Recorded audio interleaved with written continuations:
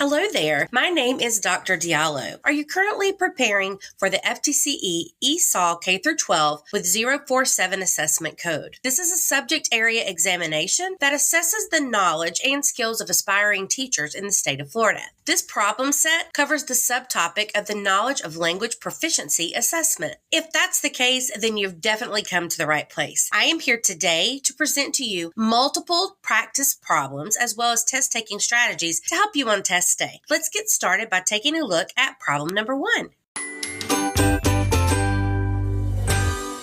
What is the first step in the ELL identification process in Florida? Testing and placement, student interview, proficiency assessment, or the home language survey? Well, the correct answer is the home language survey. The parents or guardians complete this survey when registering their child for school. This survey is completed by answering questions about the language spoken at home. Testing and placement, student interview, and proficiency assessments are all a part of the ELL process. However, they are not connected to the identification of ELL students. Therefore, home language survey is the correct answer choice.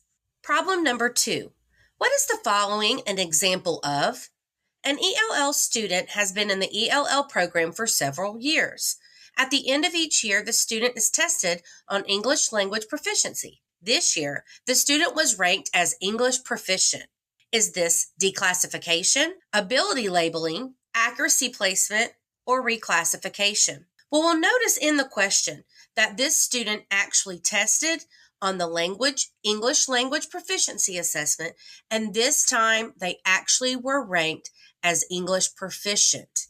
The word proficient is key here. When an ELL student is labeled as English proficient based on annual testing scores, that student will be reclassified from being an ELL student to an English proficient student. Declassification, ability labeling, and accuracy placement are not relevant to the ELL language terms used to describe and label ELL students.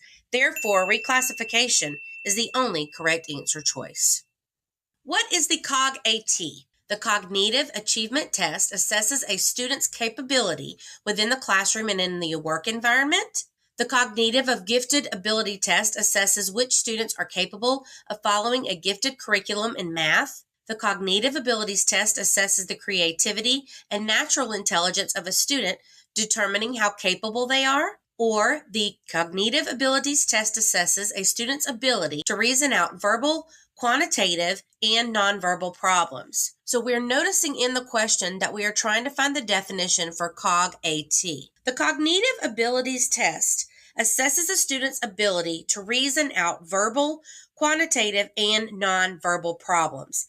However, tests like the CogAT do not test for subject or content knowledge. Therefore, the other 3 answer choices would be incorrect. The only answer choice for this question is the Cognitive Ability Test assesses a student's ability to reason out verbal, quantitative, and nonverbal problems.